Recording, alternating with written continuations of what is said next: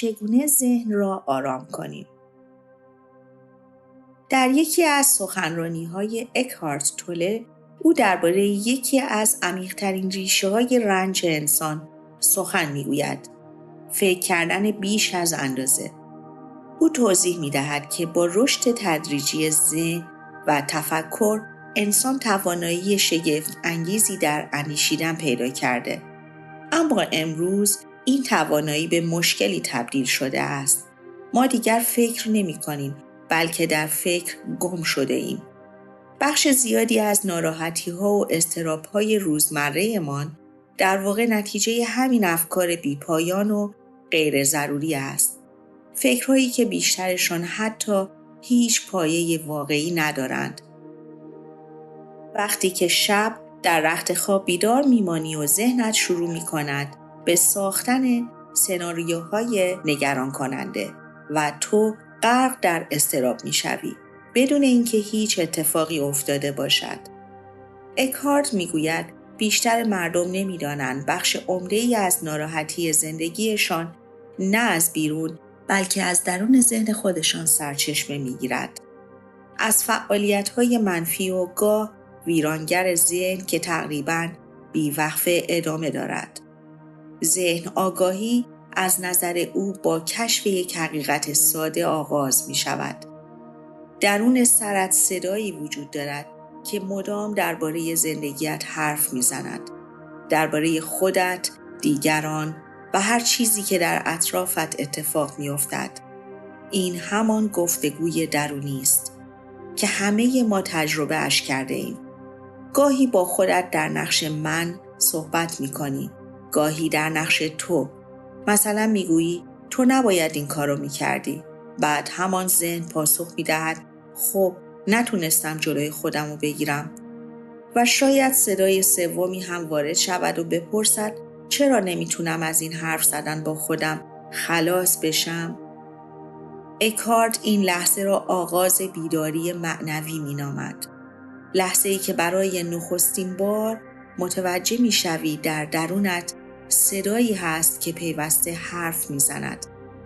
او می گوید اگر این صدا را با صدای بلند به زبان بیاوری، دیگران ممکن است تو را دیوانه بخوانند.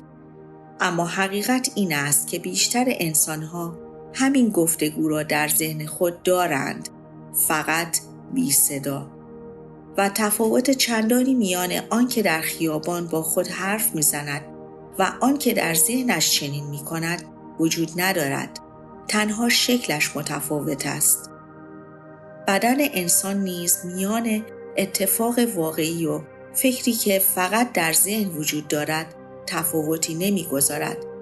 وقتی افکار ترسناک در ذهنت می‌چرخند، بدن همان واکنشی را نشان می‌دهد که گویی واقعاً در خطر هستی. ضربان قلبت بالا می‌رود، نفس‌هایت کوتاه می‌شود و اضطراب سراسر وجودت را می‌گیرد. اکهارت توله هشدار می‌دهد که اگر سالها درگیر چنین الگویی بمانی، نه تنها آرامش روانیت از بین می‌رود، بلکه بدنت هم آسیب می‌بیند.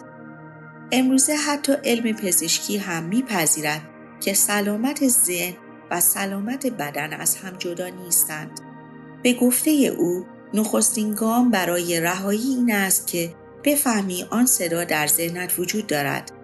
بسیاری از مردم این را نمی‌دانند و وقتی بفهمی تازه در میابی که چقدر از افکاری که در ذهنت می‌گذرد منفی هستند. ذهن از رویدادهای منفی تغذیه می‌کند. مثلا اگر روز خوبی داشته‌ای، شاید چند لحظه به یادش بیفتی و لبخند بزنی.